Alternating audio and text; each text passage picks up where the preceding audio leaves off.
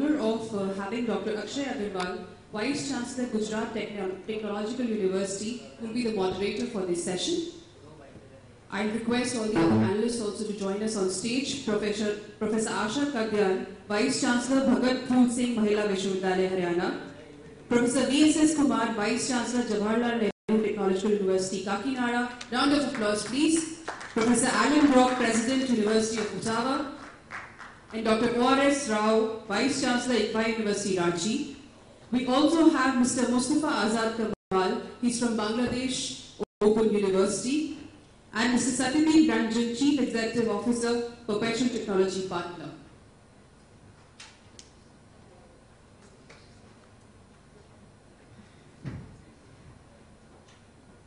I think Mr. Satyadeep is here. So I think we'll begin.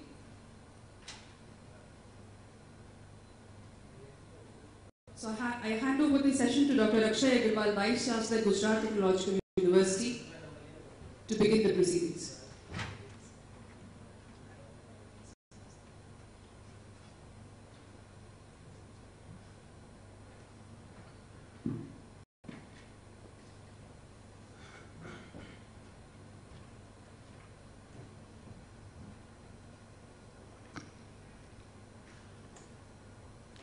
The distinguished panelists and friends. Internationalization is one area in which we are rather weak. Even our best of institutions are not very strong in internationalization. And the reasons are fairly obvious. We, till the other day, had acute shortage of seats. And with the huge demand that we had from our young, we were not even able to find places for them.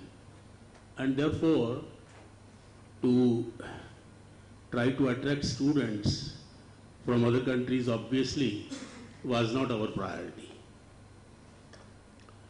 It was not always so. We do not have the exact data of the previous centuries, but the estimates from the ruins of Nalanda are that about 35% of students were from outside what is considered to be India today. Of course, the boundaries of nations have changed, and therefore it is rather difficult to talk about the countries of today. But then if we look at today's situation, that was the kind of thing in Nalanda.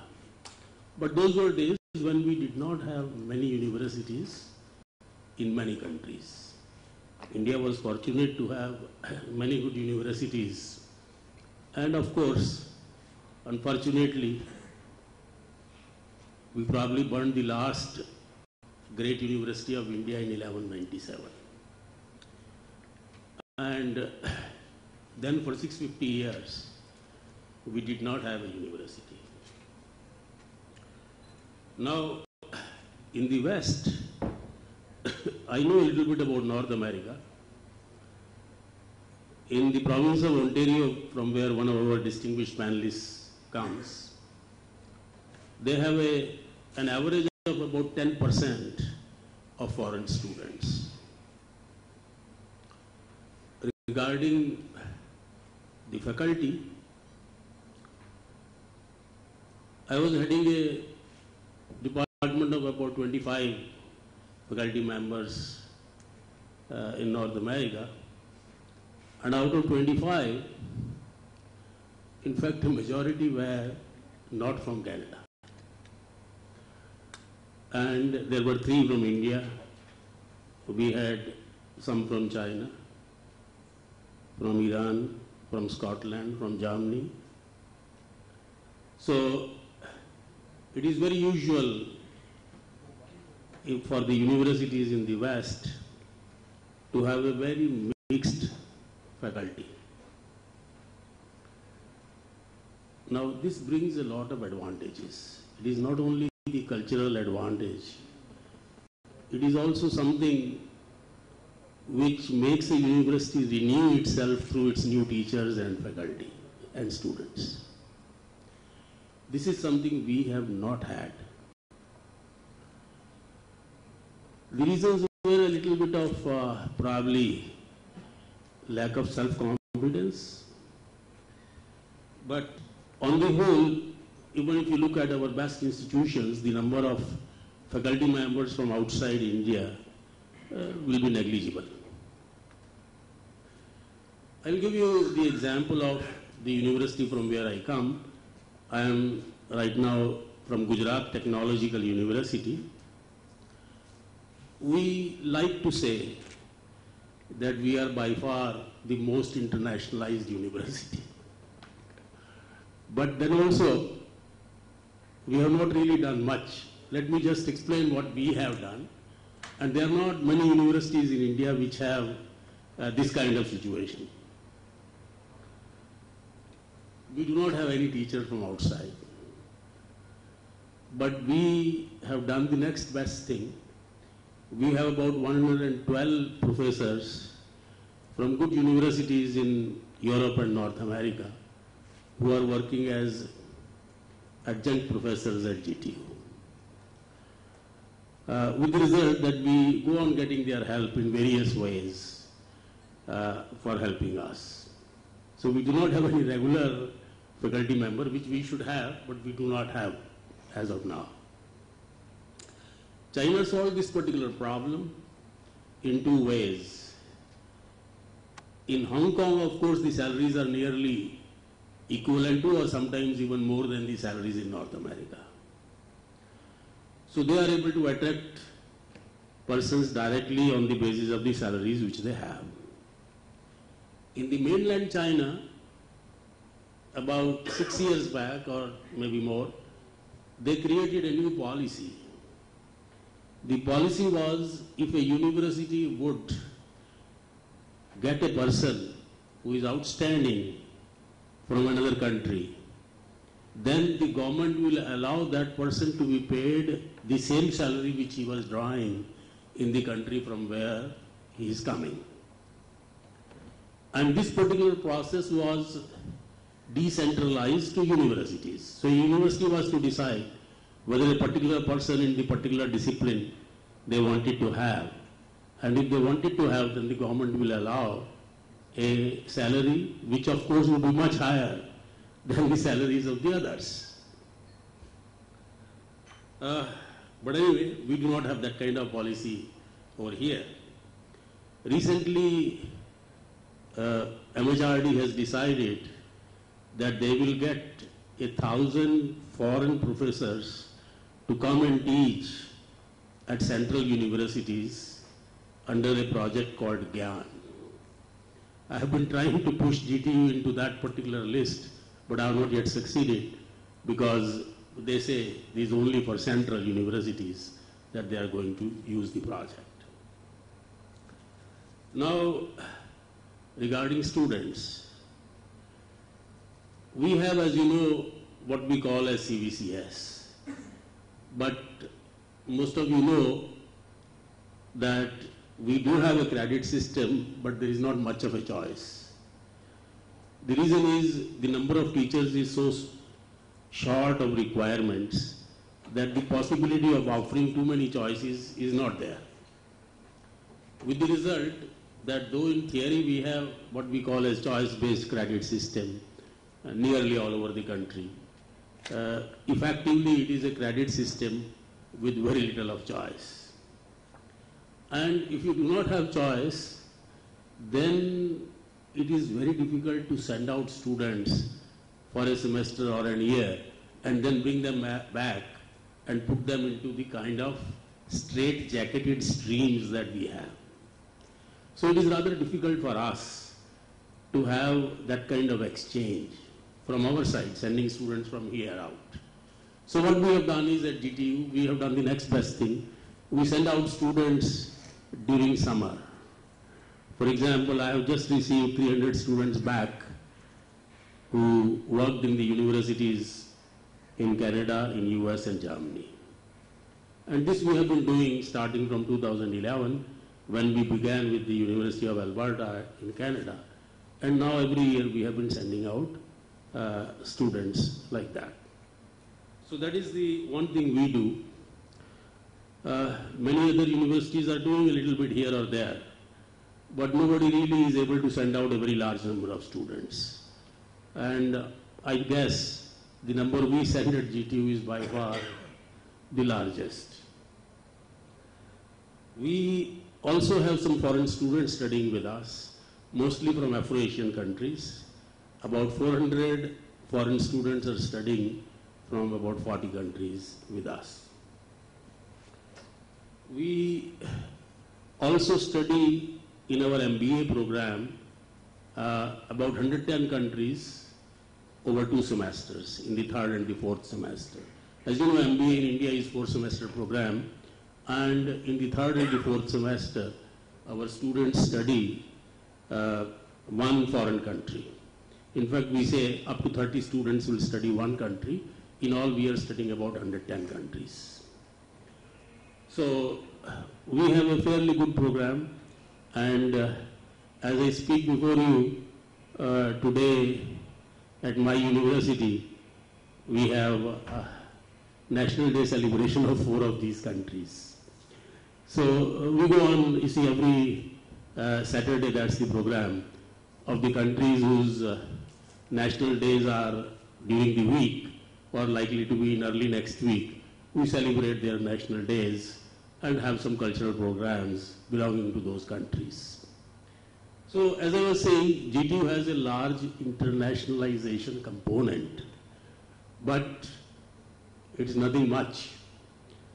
400 foreign students out of 4.5 lakh students. We have 450,000 students at the university. And out of 450,000 students, if I have 400 from outside, that's not saying much. Because if I follow the North American average standard, I should have 10% of them. 45,000 students I should have. But then we are not able to yet attract that kind of number. We have recently created syllabi which are special and which probably will be of some interest to the management students in other countries. We have created a 1-semester program of Asian businesses and of Gandhian ethics in business. And we are hoping that this program will get us more management students to come and spend 1 semester at GTU. In engineering, we have not yet succeeded in creating a program which would attract students on its own merit, on the basis that such a program would not exist in other countries. Because our engineering programs are as good or as bad as the programs anywhere else. So we are not really able to attract students on that basis. I talked about GTU not because I wanted to say specifically, but I wanted to say on the whole, we do not have much of an internationalization in our universities. We have with us the president of University of Ottawa, a very prestigious university, and therefore I think now that I have briefly outlined what we have in India, let's hear him so that will give us a good perspective before we listen to our other panelists.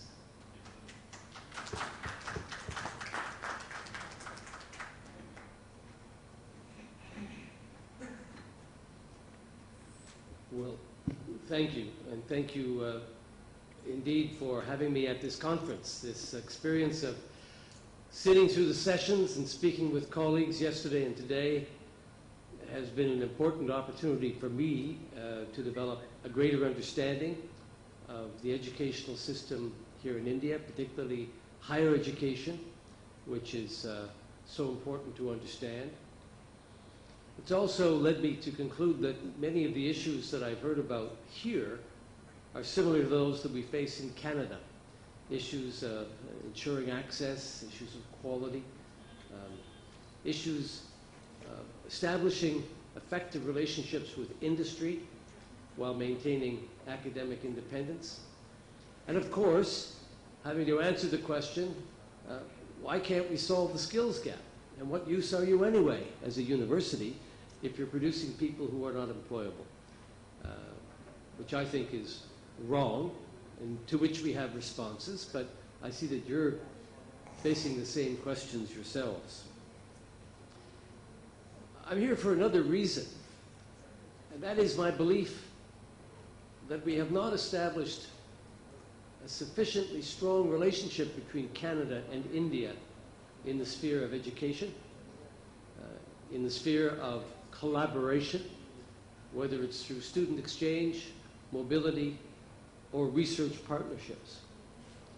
It's astonishing when you look at how close our two countries are in so many other ways, how little progress we've made in two-way traffic, in education and research. In Canada, we have over 1 million citizens of Indian heritage located throughout the country. We have a common history. Both of us colonized by Britain, both of us more or less surviving that experience. Many of our institutions reflect that common heritage and are very similar. We're members of the Commonwealth. We make common cause in so much. Just last year, your Prime Minister was in Canada for an extended visit and took the opportunity to reaffirm the close ties between our two countries, but that's not the case in higher education. If you look, for example, at the numbers of Indian students studying in Canada, in 2014, about 31,000 Indian students attended higher education institutions in Canada.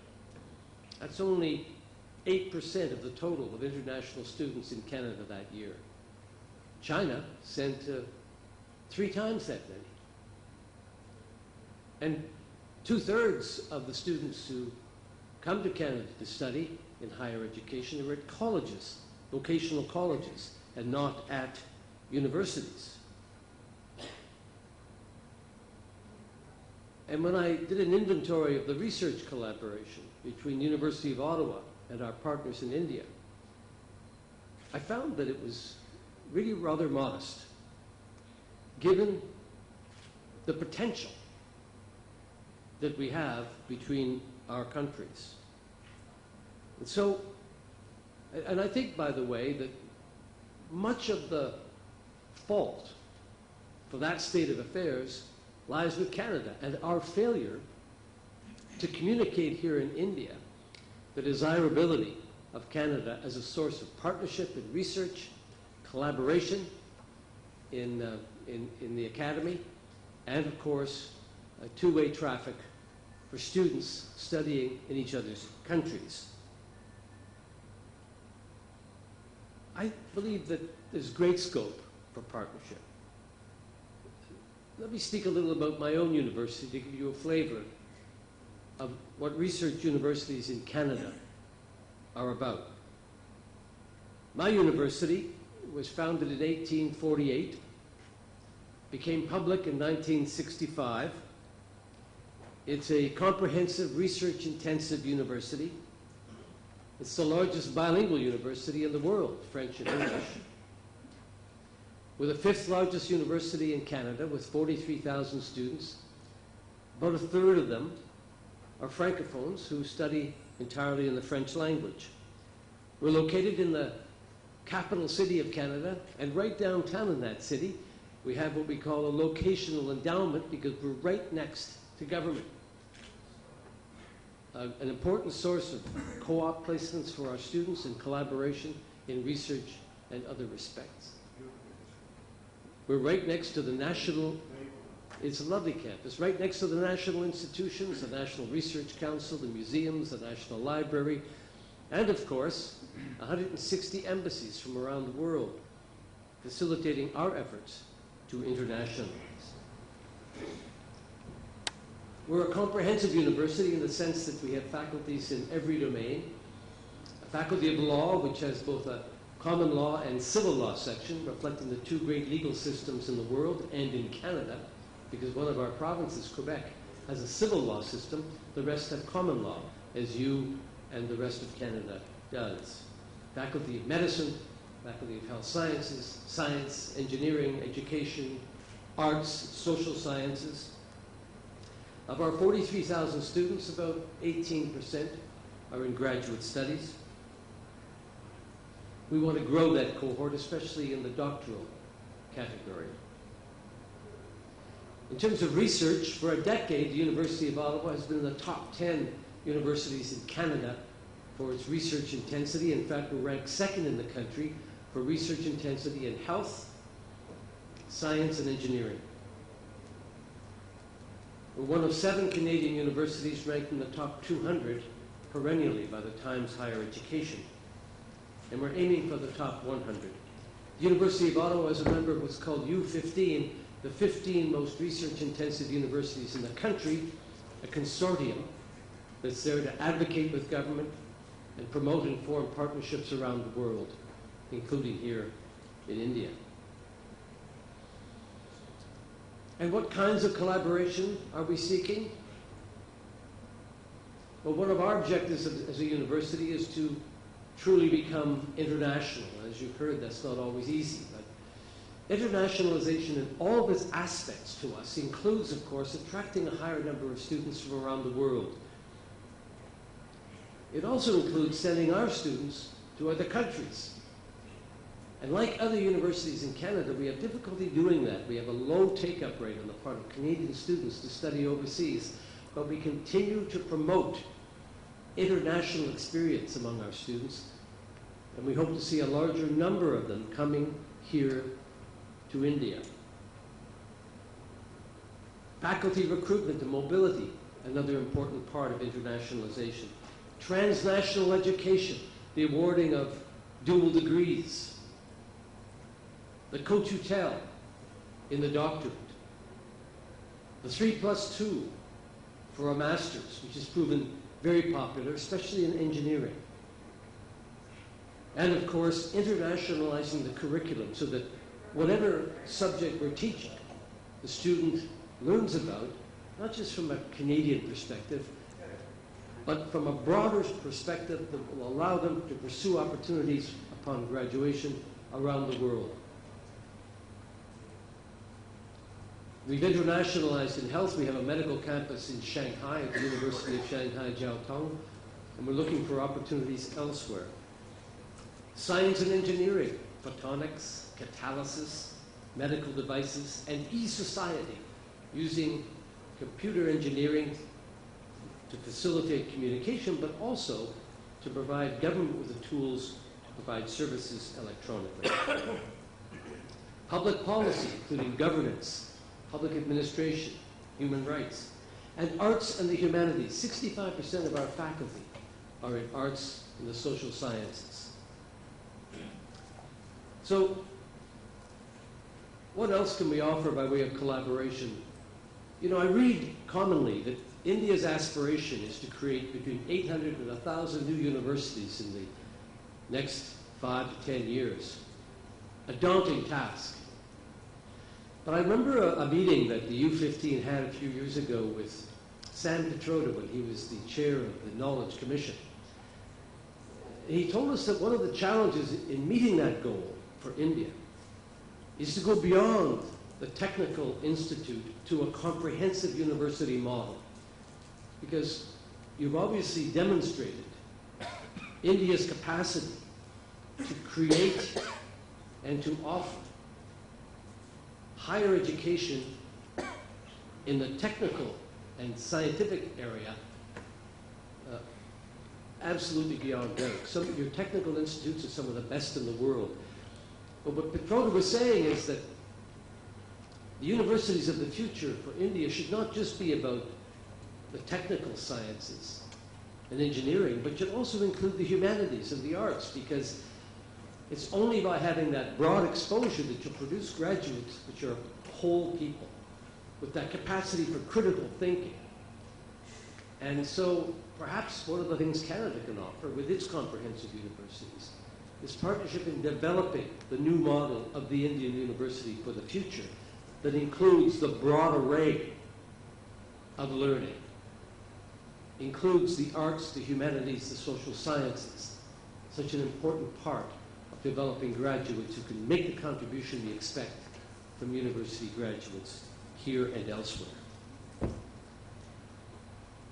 My perspective when it comes to collaboration between universities has been deeply affected by my experience as a person. I'm not a traditional academic. I don't have a doctorate. I'm not a former dean or even a former professor. I'm a graduate of the University of Ottawa and its law school. And upon graduation, I spent 20 years practicing law in Toronto. I was a trial lawyer. Happy to sue you if you'd like me to do that, or defend you if you're being sued. After 20 years in law, I went into politics, served 10 years in the Canadian Parliament as a minister in the government of Jean Chrétien, as Attorney General, as Minister of Health, and then as Minister of Industry. When I left politics in 2003, I became Canada's ambassador to the United Nations in New York. And after my term there, I came back to Canada and entered the university. So the way I see collaboration for universities, international, is very much formed by that experience. I see opportunities for collaboration among universities as an important tool in what some refer to as the diplomacy of knowledge. It's our Governor General, David Johnson, himself a former president of McGill and the University of Waterloo, 25 years a university president, who speaks often about the diplomacy of education, using universities and colleges, higher education, using the traffic of students back and forth, the faculty back and forth, those research collaborations, as ways to break down barriers between nations, improve communication, share values, reach common ground, and produce a better world. You know, look at our agenda the last couple of days, where others are gathering around the world to talk about conflict, to talk about differences, to compete with one another, or to clash. This conference has been about bringing people together, finding new ways to work in partnership, sharing experiences, working toward common goals. That's the diplomacy of knowledge. That's the potential of education to bring people together. And if we're able to build those bridges between countries, including Canada and India, and make the bridges broad enough that not only people can pass back and forth, but ideas and values and cultures and insights and perspective, then we will indeed draw countries closer together.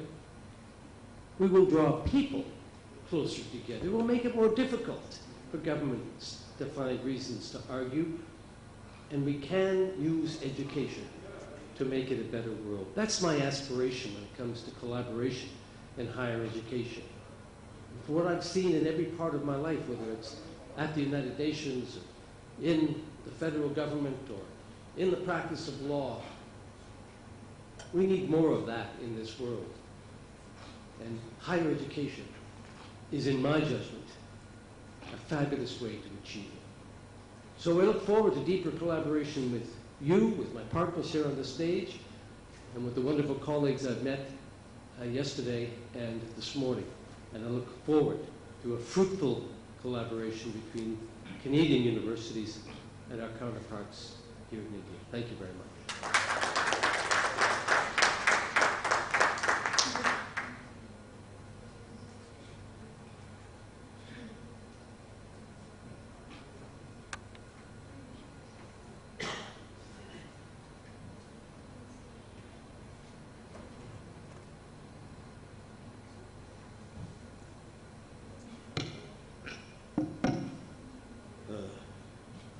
I'm very pleased to see that the President of Ottawa University has a desire for a closer collaboration with India. We have at GTU an Indo-Canadian Study Center, and we also have these at a few other universities. the British Council has decided to send 25,000 UK students to Indian universities. I think Asia Foundation should work to bring at least 5,000 Canadian students to study, say, for a semester to India. That is the kind of objective we should have. Because if the British Council can bring 25,000, the Asia Foundation of Canada should be able to bring 5,000. Right? Because otherwise, if we do not make special efforts, it will not happen. Right? Now you see, you have mentioned about the idea of comprehensive versus technology. Now in Europe, they have universities of science and technology. And the government decided to have not only Indian institutes of technology based upon the MIT pattern, they also decided very soon in early 60s that India should have technological universities. So it is that in 2008, my university was set up as a technological university. Now today the situation is that 94% of all technology students are with our kind of universities. We have another representative over here from Andhra Pradesh. So we have technological universities all over the country, and 94% of all technology students are with our kind of universities. But the reverse effort is going on now. For example, Gandhinagar IIT has started a program in psychology. IIT at Kharagpur has been having for some time a very good program in management studies. So at GTU, for example, we have 5 postgraduate research centers in different areas, including on global business studies. So like that, the effort is going on in technological universities to broad base these studies. But obviously, we are not yet comprehensive universities. So we are essentially focusing on technological education. And the reason is the government of India would support technological education much more than they would for other universities. And these things, ultimately have an effect on the overall working. We have now with us only one female panelist, a very distinguished person with us from Haryana. So let's listen to her.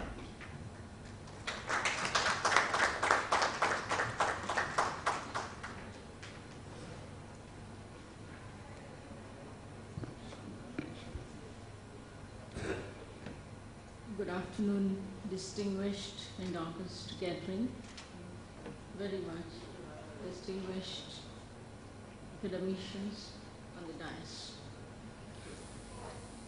As it has already been discussed, so I'll be briefing a little bit about higher education in India, the present status is. So India is the third largest system of higher education with 27.5 million students, while enrollment in higher education has grown 6 times in the last 30 years.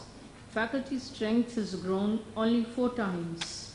So resulting in shortage of faculty and high student-teacher ratio. So according to a survey by FICCI in 2012, academics in China authored 5 times more research papers than India in 2011. The relative impact of citations for India is half of that of the world's average. As of March 2012, NAC had rated 62% of the universities and 90% of the colleges as average B and below C, so on specified quality parameters. Our higher education sector, so today doesn't have enough good quality institutions, particularly the technological institutions, to meet the growing aspirations and the requirement of our present youth. It's a matter of concern that the list of top 200 universities in the world does not contain a single Indian institution. And recently our president also showed a very big, serious concern about the deteriorating status of higher education. The past has not been like this for us, as Dr. Agrawal also recently told. Ancient Indian universities like Takshila and Nalanda had dominated the world higher education system for about 1800 years, beginning with 6th century BC. So the colossal Indian education system was marked by a high degree of efficiency before it declined in the 13th century AD with the collapse of Nalanda. But, dear friends, we have the capability to regain our lost position. It is possible for at least for a few of our universities to enter the global top league. In the words of Aristotle, excellence is never an accident, it's always result of high intention, sincere effort and intelligent execution. So it represents the wise choice of many alternatives. Choice, not chance, determines your destiny. So as we all know today, we like a dynamic e-world, so where time, domains and geography are rapidly shrinking, but innovation, space and opportunities are expanding with competitiveness. So it is our choice to choose the digital learning, the e-world, in such a momentous time. In a globalizing world, India is widely perceived as a rising one and world stage, so it is emerging on the world stage. It's a transformative period for India. Though India is projected to become the world's largest economy by the year 2030 in terms of growth rate, demographic dividend, huge market, potential service-driven economy, and upward urbanization trends, yet the demoralizing figures of continuous decline in her global competitiveness position measured by global competitive index poses a great cause of worry, and India has slipped to 21st position since the last year, which is the lowest among its peer BRICS. Changing global conditions demand that we rethink what, but even more important is how and where we learn. So the need of the technological revolution for us as educators is to teach our students the 21st century skills and to enhance the quality of higher education. So Indian institutions need to know the importance of internationalization of higher education, which has the capacity of changing the person's perspective, as is recently discussed, from one that of is purely a local to another that is largely global. And so as Professor Agrawal recently now expressed that we are very poor at internationalization. So today, in this age of global economy, it's very clear that we as educators have to enable our students to compete globally. It's not an era to compete and to make them employable at local or state or national level. So 25 years ago, if an engineer was supposed to be employed in TCS in Gurgaon or Bangalore, picking up only a project on Punjab National Bank in India. Now it's the time for an engineer to think of a project at a global level, international level. And that was the time when US was getting cheapest labor from India.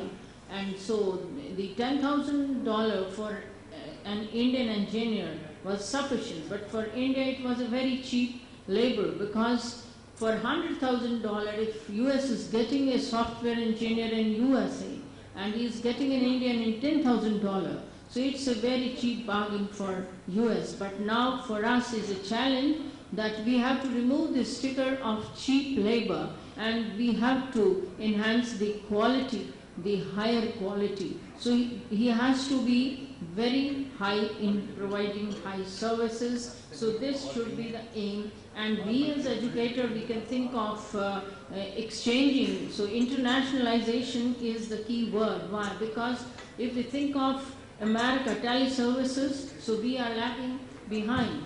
There is, for example, there is a medical patient and comes to the hospital. There is a particular system. There is an alarm system and the team gets ready before the patient reaches to the hospital.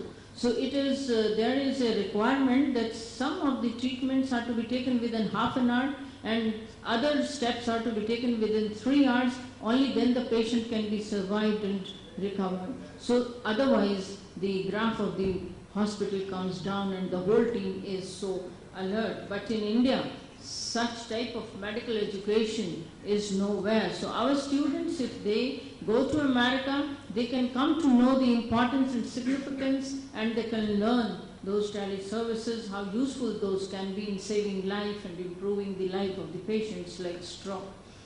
So there must be some flexibility in making management, so academic management. Now with all these views, I come to my university. So as unlike Dr. Rock's university, it is a rural university. My Bhagat Phul Singh Mahila Women University is situated 35 kilometers away from the main city and it is in the heartland of rural Haryana, not only India. So it is the rural Haryana, and the person, when the distinguished academicians, they are coming from all over India, they are just surprised to see that we never expected by coming from the roads. So the rural India is there and they can never expect there can be a university like this.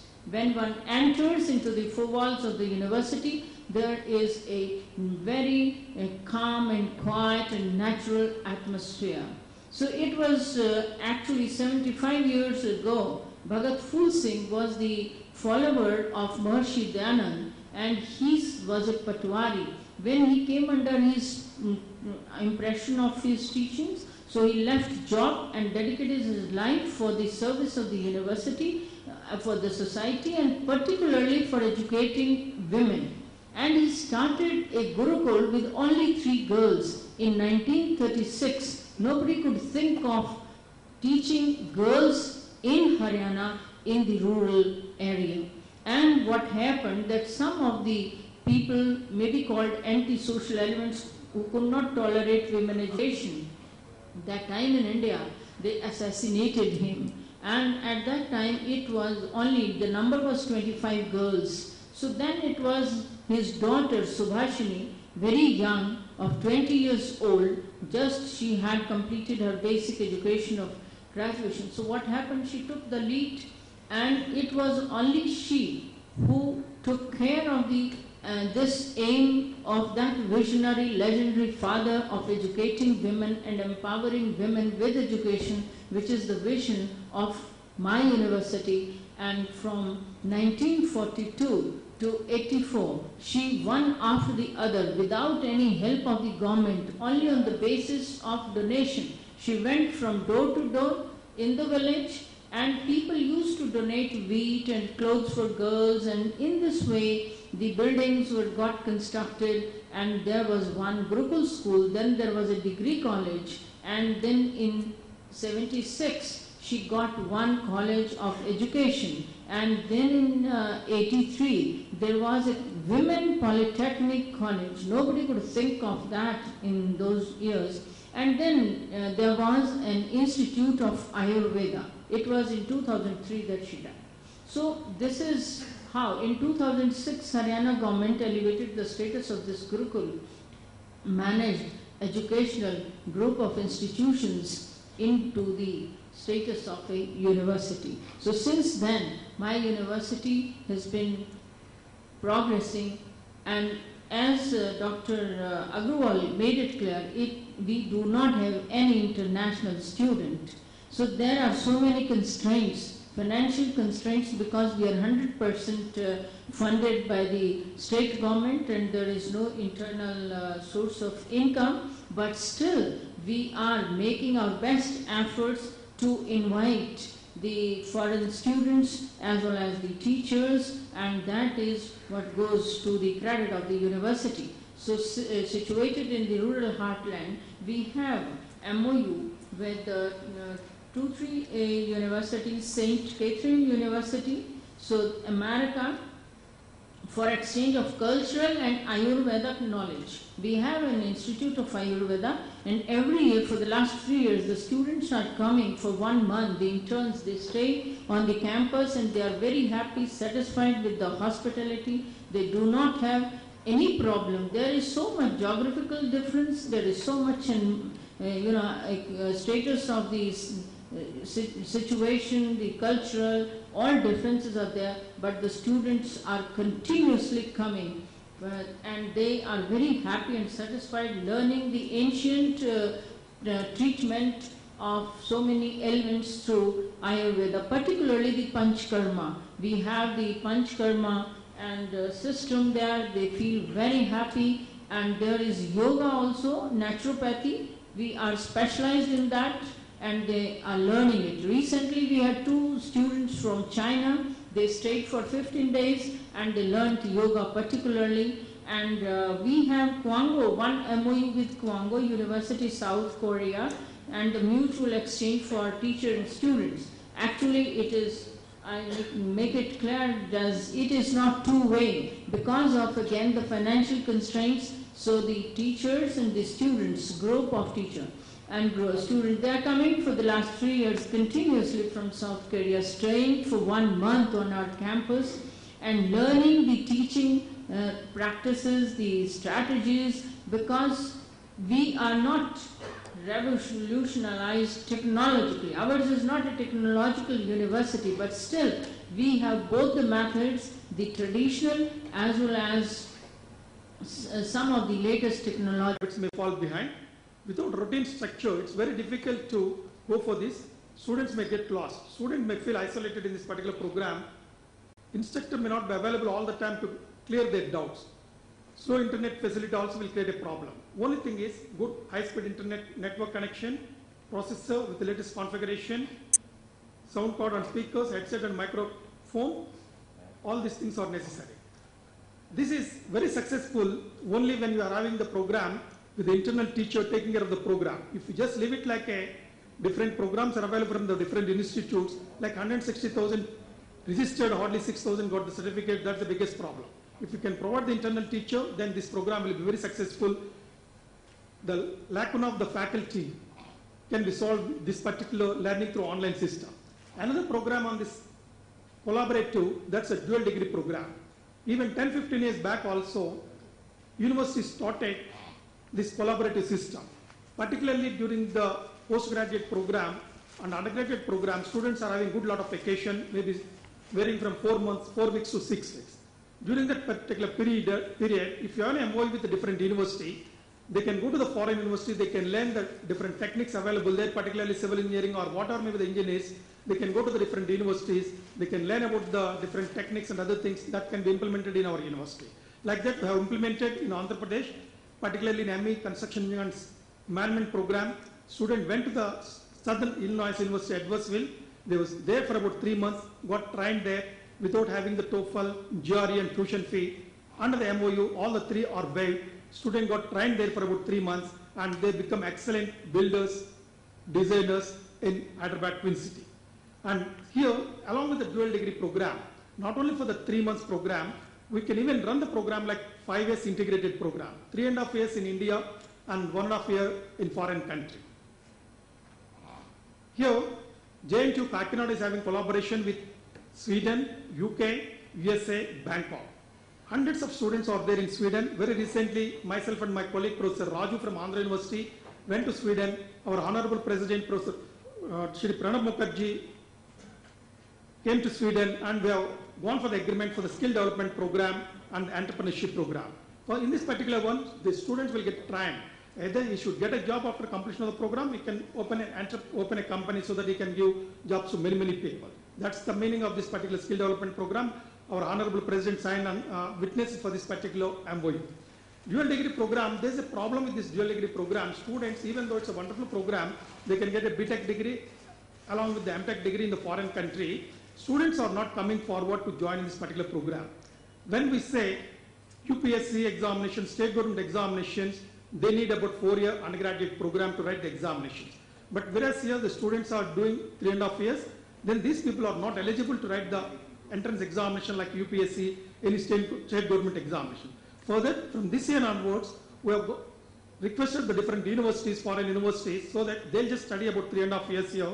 Because of the choice-based credit system, they'll just go for another 6 months training in the different foreign universities. That credits will get transferred. We can give the degree for about 4 years duration. That problem got solved. Now we are getting tremendous response. Almost more than 200 students got admitted into the various branches like civil, electronics and computer science students.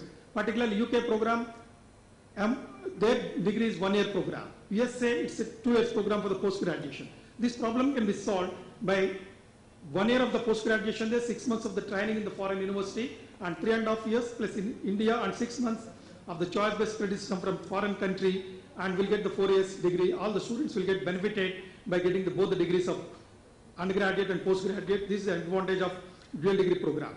In addition to that, there are good lot of funding available for the research programs with various universities. We got the research collaboration with Chicago State University. Recently we got the funding about 10 crores. Our faculty can go there in the Department of Computer Science. Their faculty will come over here for the research collaborations, for the innovative things.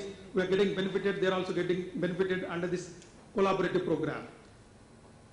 These are the things we are incorporating, and also we are following many, many measures what adopted in Gujarat Technical University. They are going for many, many innovative programs like startup program. All the students got trained during the program itself. When a student completes that BTech program in civil engineering, MTech program in IITs, PhD program in IIT, postdoc from the different foreign universities, by the time they just come back to India and open their program, open their organization, is not in a position to do even for a small house design, because he doesn't have any experience during his undergraduate program. Immediately after the undergraduate, he joined for the PG and doctorate immediately for the postdoc. To avoid this particular problem, Gujarat Technical University is doing a wonderful job. They are identifying the students across the branches, across the years, forming a group and calling the different people for the innovation centers. 65 innovation centers are identified by DST. In any one of the innovation centers, we can call the people for any branch of engineering. If it's a civil engineering, L&T, if it's a mechanical engineering like Infotech, they just come and train the student during the undergraduate program. They need not go anywhere. They can spend extra times after 4 hours, or even they can spend their time during the vacation, that 6 weeks of summer vacation or 2 to 3 weeks of winter vacation. By the time they'll just complete that program, they'll become excellent master in their own area of interest, along with the degree program. We can even give the certificates of this extra program. Gujarat Technical University is very, very successful in this particular one, and we have also taken that particular one, we have implemented in Kakinada, Jawaharlal Technological University. And students can get extremely benefited with this collaborative and integrated programs. Thank you very much.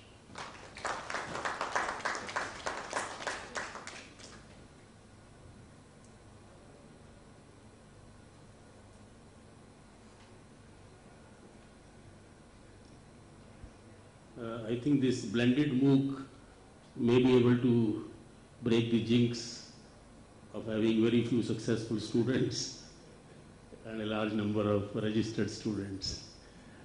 You see, even though our president said that the standards of higher education are deteriorating, in fact on the ground it's not so. We are expanding, we have expanded in a very big way.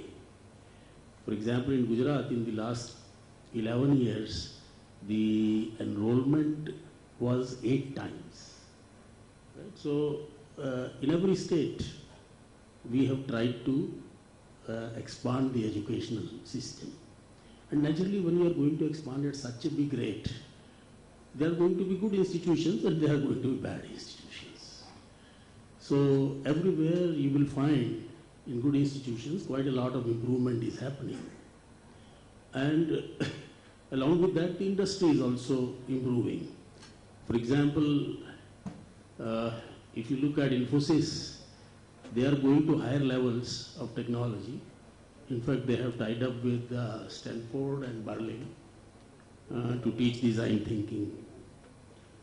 In design thinking, GTU has already trained about 1,800 teachers of its own for design thinking. Because these are new areas in which universities are going out, and naturally, therefore, it will require a major effort. So, all the universities in India, most of the good universities in India are making major efforts for enhancing the level of education. We have now Professor Rao. He is heading ECFI, located in a state which is considered to be backward, but a university which is of very high standards. Professor Rao.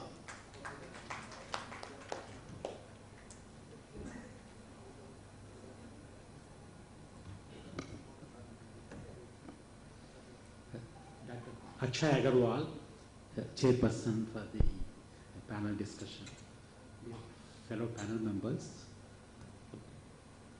and dear very patient listeners and participants. I know that it's not easy, just before the lunch to keep you engaged into that. As Dr. Akshay Agarwal has mentioned, I'm heading the university in Ranchi. It is one of the 11 universities of the ECFI. We have got 11 universities across the country. 5 of them are in the northeast, 2 are in the east, one Raipur and Ranchi, Dehradun, Jaipur, Baddi and Hyderabad. We are headquartered in Hyderabad. Apart from that, we have got 6 business schools under the brand of IBS.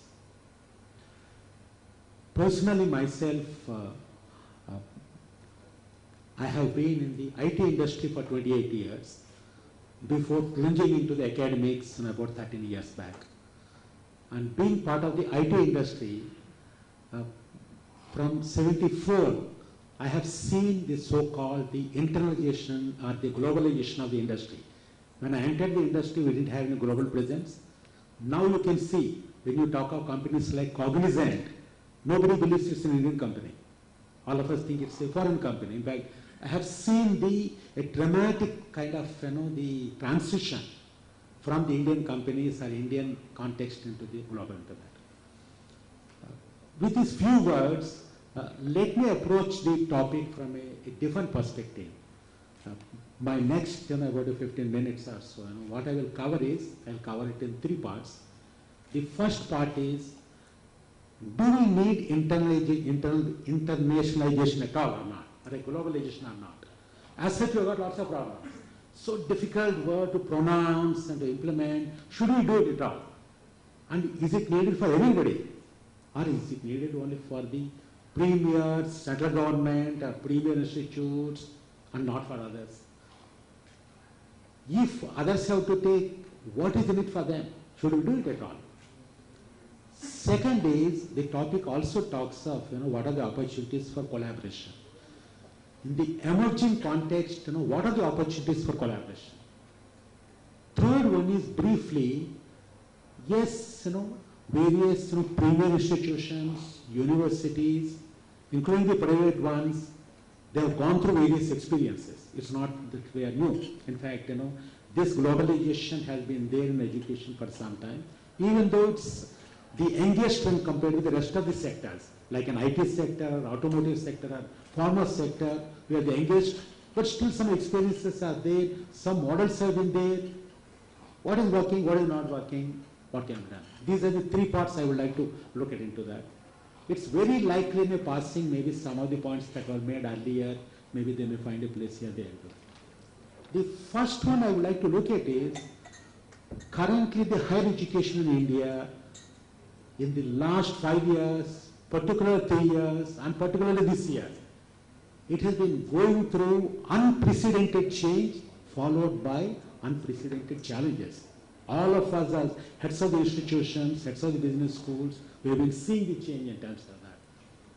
On one hand, we say that from around a 20% GER, by 2020, the government of India wants to make it 30%. What it calls for is there is need for additional capacity of at least 15 million seats in the universities or education system. At the same time, the paradox has been that last 2 years, if you take even this year, in professional education, you take engineering, you take business education, the enrollments have been dropping. So much so that, a premier institute where I passed out from IIT Madras, or the IITs and NITs, this year they are having vacancies. Students were not there into that, Not to talk of other institutions. There are engineering colleges, there are no admissions at all. There are business schools, no admissions at all.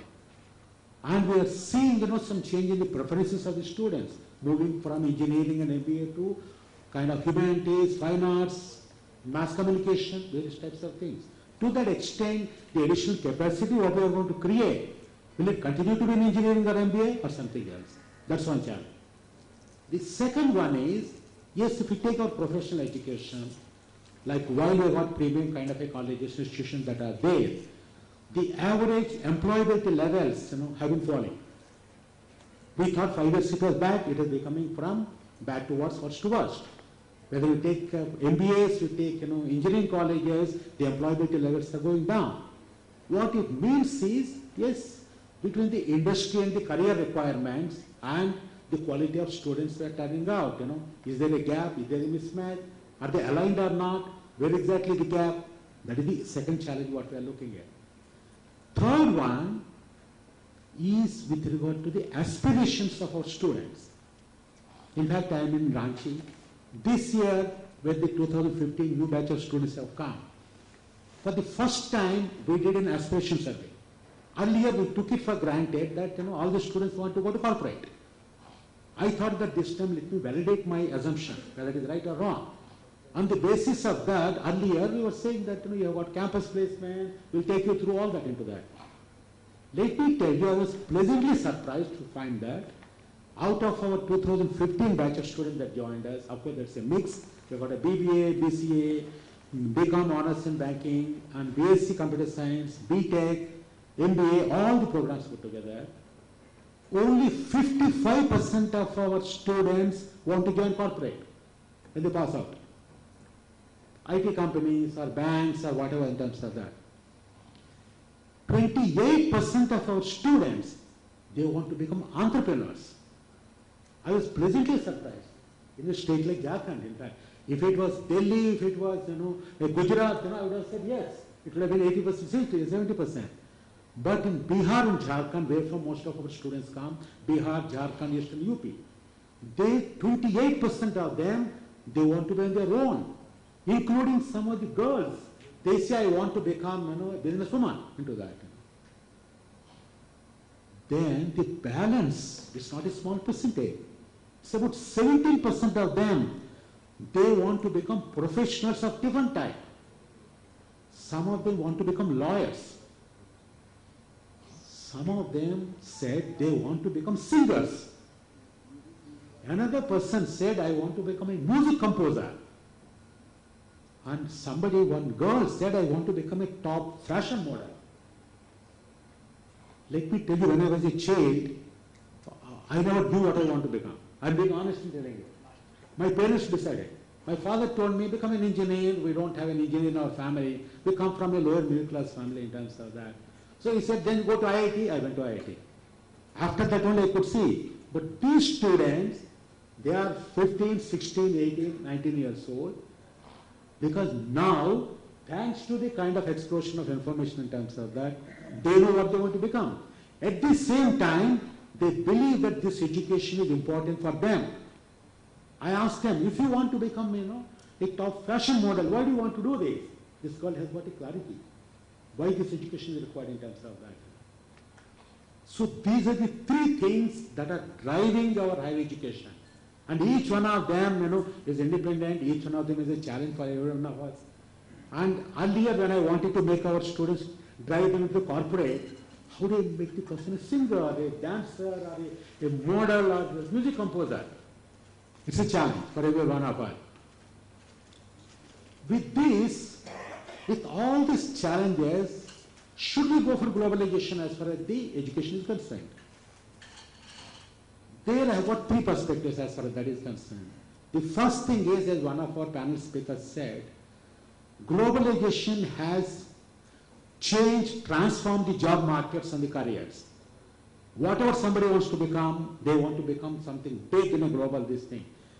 Today, be it industry, be it kind of professionals, everywhere, the industry looks for somebody with an exposure to global markets. What it means is customers, employees, cross-cultural management required, environment, that is something essential. When we are creating a professional, it's not for today, tomorrow. We are creating a professional for all time to come. The grounding has to be given by the education. That is the first point what we got to look at. Look at it from the perspective of the student whom we are careering and growing into that. The second perspective is, every year, more than 1 million students go out of India to study, to do higher education. US, UK, Canada, Europe, Australia, various countries into that.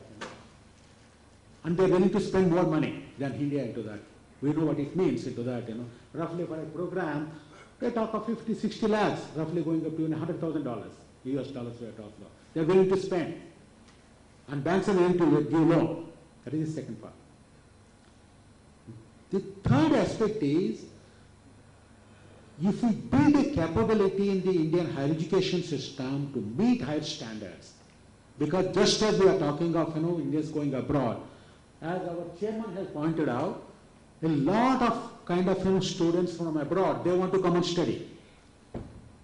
Could be from Afro-Asian countries, also from Europe, and also from Canada and US. In fact, yes, they want to come. Provided they will come, if the quality of the education is somewhere, it is comparable with something which is good or best into that. So these are the opportunities that are there. Third one is, if we build a capability in our system to meet global standards, that will improve our own education system. The precedence in this is our own Indian industry. IT industry, when it became global, it is competitive, it has improved the kind of IT industry in India. Automotive industry, when it has become global, today the quality of the cars what we get is at the global standard. Pharmaceutical industry, when it became global, the quality of the medicines we get has improved dramatically. If you ask me, that's a bigger benefit than whatever we get into that.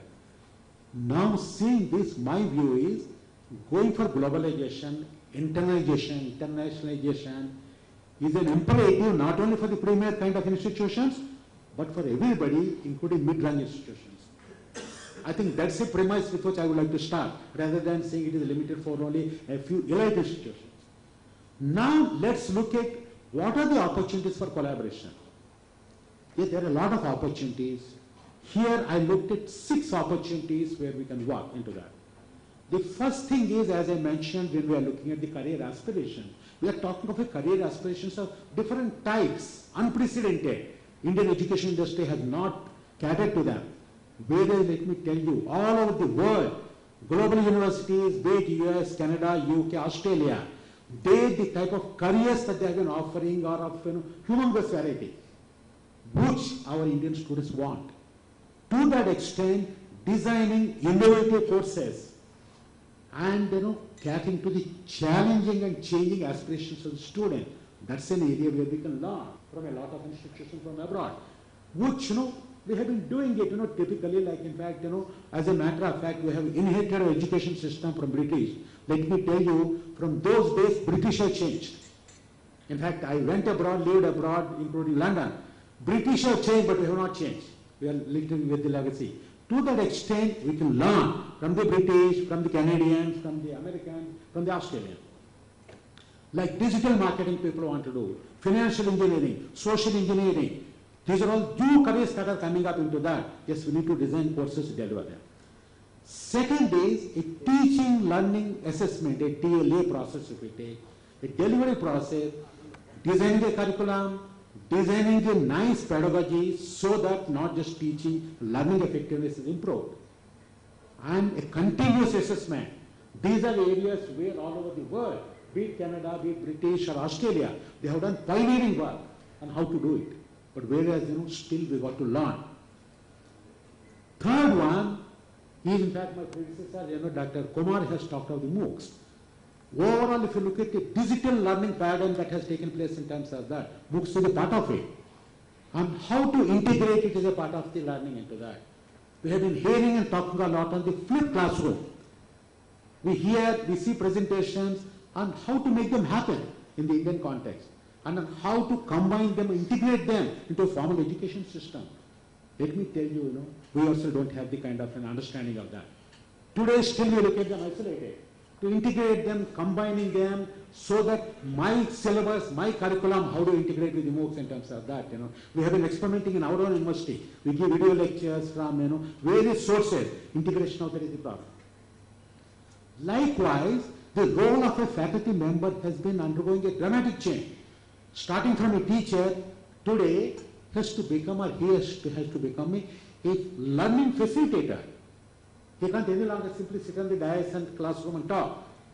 This role change, we have to undergo that. It's not easy because we've got different generations of faculty members and how to change them.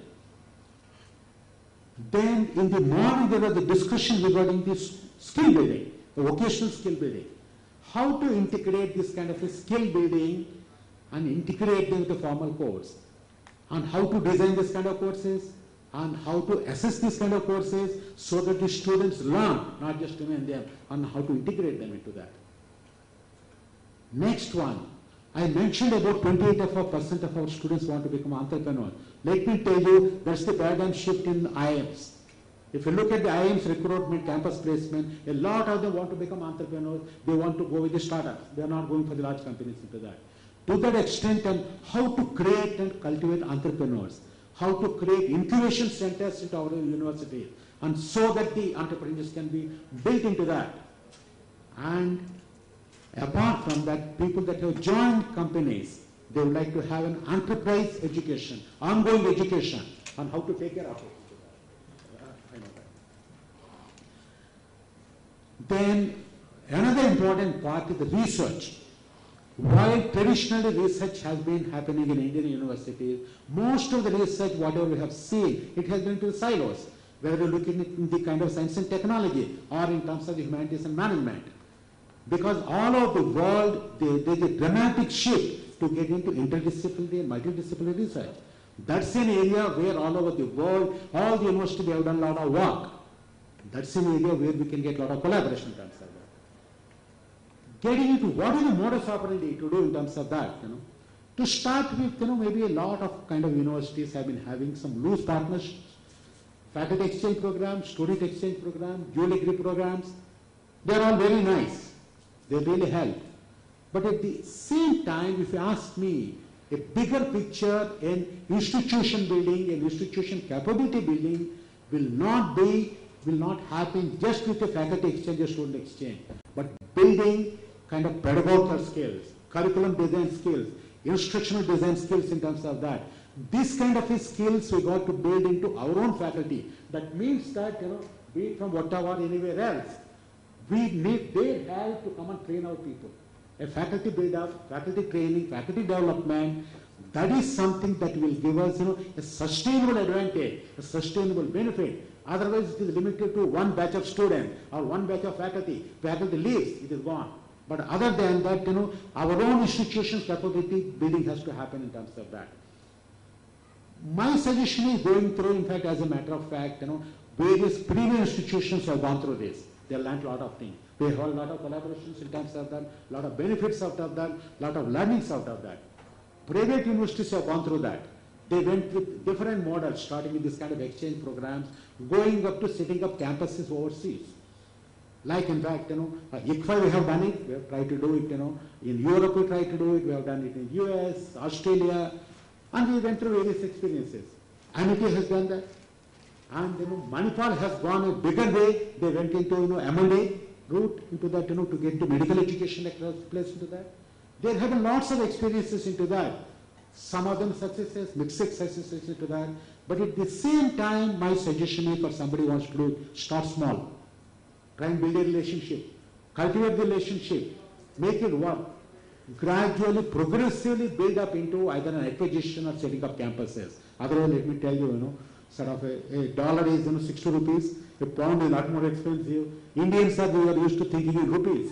I have seen a set of operations for IT companies abroad. When once you start thinking, when you want to eat a banana, let me tell you, when once you go to UK, I think, banana costing 100 rupees.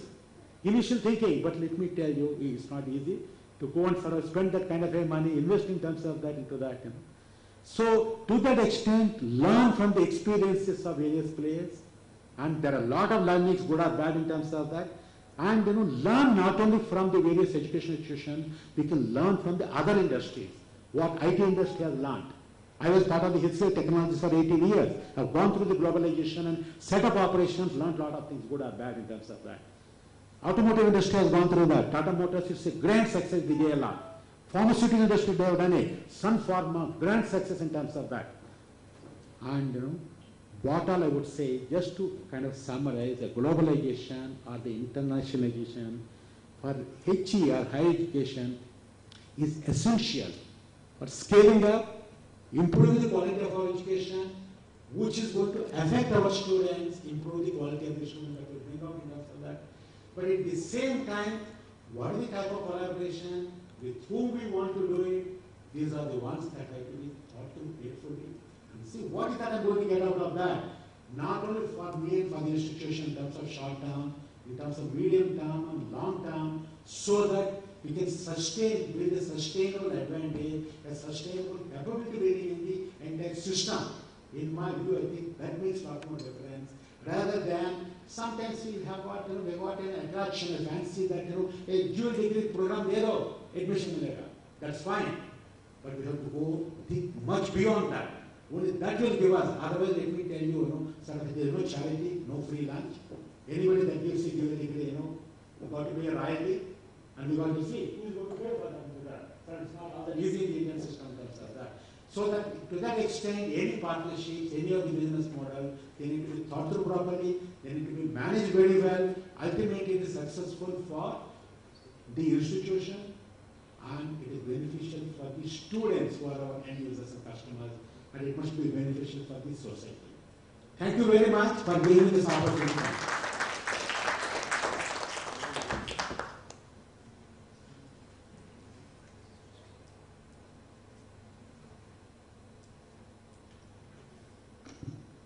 Now, the last one is bringing a different perspective to you, which is from the industry that we have the last speaker. And I hope you will not mind getting me late for the lunch either.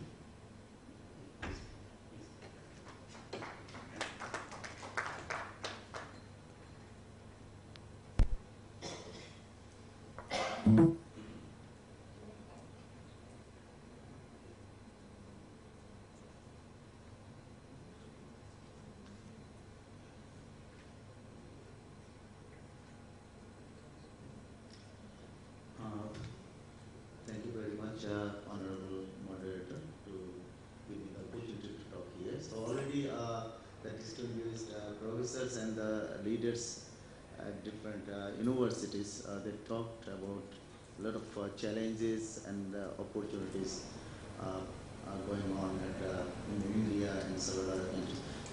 I think most of the things what I was thinking to talk here already have been covered by the distinguished vice chancellors and professors here. So anyway, I will try to focus on OER, Open Educational Resource Initiatives, what we are planning and undertook at Bangladesh Open University in Bangladesh.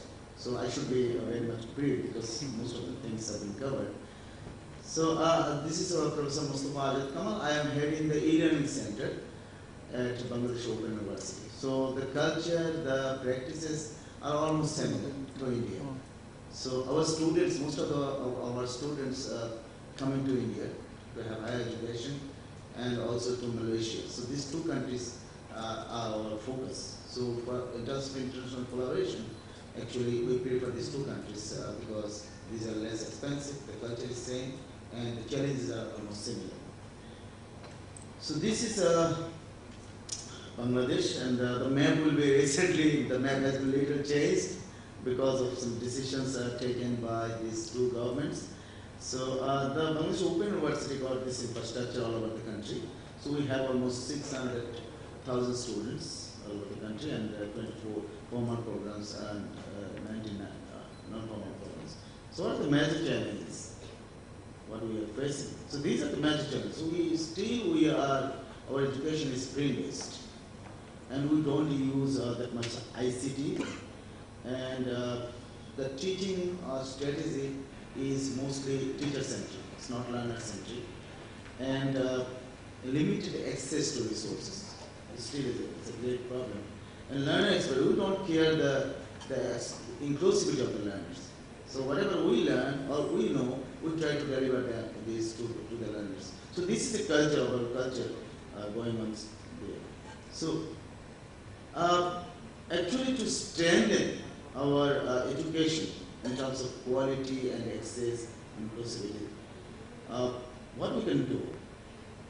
We are trying to introduce ICT in a meaningful way. And then, so what is the main focus in Bangladesh is OER, to develop the OER repository, because every university got the resources. So they produce the resources, on the same course, they are producing the resources. So if we can just develop some OER, open educational resources, we can share. So we can minimize the cost and we can enhance the quality. So that's why our focus is on OER from the government level. And the learner-centric curriculum. So we are trying to introduce the platform-based e-learning courses, mobile-compatible text and audio-visual resources, and adoption of OER and development of OER repository, and some cross-border cooperation. Recently, government announced some options so that the universities can collaborate with any university around the world. So they can open a center in Bangladesh, or they can go for any other form of collaboration. So in 1 month back, the government announced that. So we can ensure that the people will, the students will have access to all sorts of resources, and they can get a better education at a lower cost. Actually, we know about OER. So if we adopt OER, open educational resources, the benefits we can get that we can use, we can reuse, we can redistribute, and you all know this. What about our plan to use the already existing OERs, and we are planning to develop OER in collaboration with other countries. So we have all the textbooks up to 12. So these have been digitalized. These are available. These are free for everybody. And we provide free books to the students up to 12 classes. And we have a platform where the teachers can put their resources. And these resources are put together, and we make resources available, these resources available to everybody. So anybody can enter into this platform, any teacher, and they can put their opinion, their resources in the platform. So this is maintained by the government, the Ministry of Education. And Bangladesh Open University, we have 27 books. This has been uploaded. These are in PDF format. So all the video programs and audio programs, these are on YouTube. Anyway, so okay, so these are all the options we can actually share. So the thing is why, since I said most of the things are common, that's why I don't have much things to say. So one is we can go for collaboration, because for example, if you consider India, we are talking with some universities in India, and we are closely working with Commonwealth Educational Media Center for Asia, CIMCA. We are very close, and we are working with IGNO, so for a different collaboration, for training, capacity building, etc. So actually, if we go for collaboration, the main challenge we face is the quality. If we can go for collaboration, we can enhance the quality of teaching, learning, and all the resources. And if we can develop the OER, we can have some collaboration in developing OER. So what happens? We can use this material. It's the same resource everybody we are using. So as a student of economics, I believe that if we can exchange our ideas, resources, so that can minimize our cost, then can enhance the benefit for all the countries, all the societies. So collaboration is a must for enhancing the quality and to minimize the cost. So if you think about efficiency, if you think about efficacy, collaboration is a must. Without collaboration, we cannot be prepared for the next generation or in this age of globalization. Because in terms of globalization, we are becoming dependent in terms of business functionalities, in terms of other things. So why we are ignoring to be dependent or to have exchanges in terms of education or educational resources. So I think this kind of gathering gave me the opportunity to actually know the things. I came here to know what is going on here and if I can share anything. And in the morning, since I have been requested to say something here in this, so I am very much grateful to AILETS to allow me to speak a little bit about our initiatives in Bangladesh. So thank you very much to have a patient here.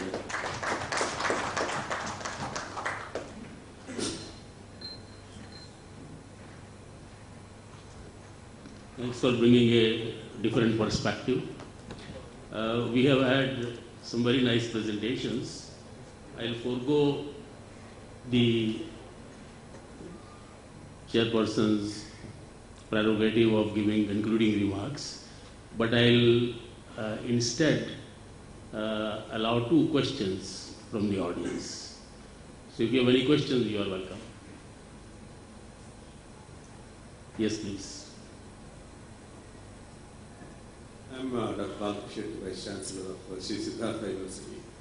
I was at Deemed University. Of course, there's information from MHRD, UGC and everywhere that each university should take permission from UGC for any collaboration or for any understanding with the foreign universities. Is that true? Is it mandatory? I would like to ask the panel. Till now, it was not so. But now, it seems from the last circular that all of us must have received that the government wants us to take that permission. I do not know, but on the one hand, we are trying to liberalize our commerce and industry. Whether, on the other hand, we would like to shackle internationalization of our universities is a question. We have just received a circular, but I have not read anything in public domain about it. As we are following the UGC rules, there is no need for us to take the permission from the UGC. In case if you are deviating, if anyone questions our this thing syllabus of everything, then they can question. Circular has come. There is a circular from UGC that we need to take permission for any international collaboration. And if you are not taking collaboration, then it is against the mandate of the UGC. Yes. Yes, it has come. It has come. Now the question is, what will happen if you have already got collaboration with the foreign university? Well, we have many. Yes. Let me tell you, but they were all there before the circular. And now, whether we should continue to have such collaborations in future is a question that all of us will have to grapple with. Or what I would like to say, with all the universities should write to the UGC that such mandate is not necessary because we want to expand, we want to like give education for everybody. If UGC puts such restrictions, we cannot go ahead with all these collaborations. No, if they give some guidelines, we can follow the guidelines, we can proceed. No, sir, no guidelines. You have to take permission. Whether you follow it or not, that is up to UGC. With the guidelines, you have have applied to UGC and UGC has to permit you to go for a collaboration. Without their permission, you are not supposed to go for any collaboration. Yes, that is what the present circular is. Yes, please. I am from NITK Sulatkar. I can just supplement what you said.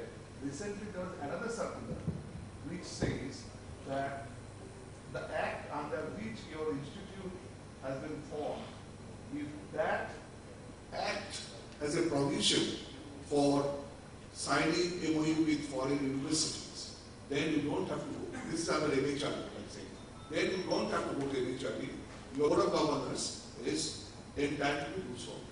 So for NITs, now they are exempted from that, because as in the Act itself, there is a provision by which the institutes under NIT Act can go ahead with MOUs. You see, That circular is also there. there are very few universities which in their act will say, I don't know UGC Act, what I'm saying. right, I mean it's good that NITK Act has got that, but otherwise most of the universities do not have it in their act. And then in my university act, for example, it is said that we have the responsibility of offering distance and e-education, and no other university in Gujarat can do so. But UGC says you have to take my permission for even distance education, so there they don't worry about my act. I don't know. I think we have already had 2 questions and we have overshot our time. So therefore I would like to thank all the panelists and also the audience who are coming over and listening to us. Thank you so much, sir.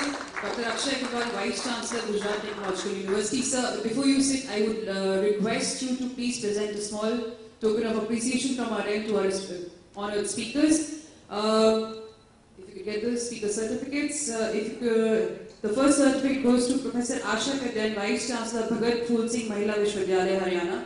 Round of applause, please. Professor VSS Kumar, Vice Chancellor, the Jawaharlal Nehru Technological University, Kakinada.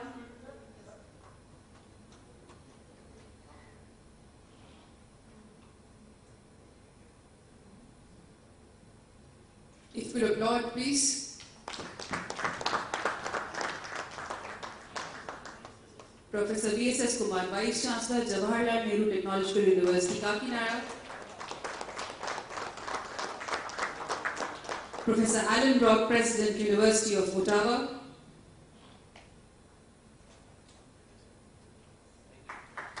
Dr. O.R.S. Rao, Vice Chancellor, ICFA University, Ranchi.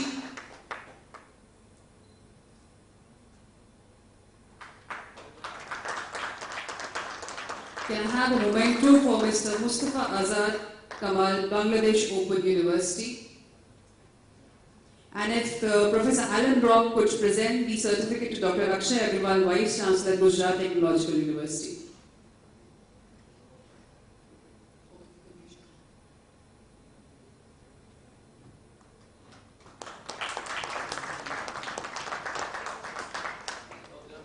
Can we have a group photograph, please?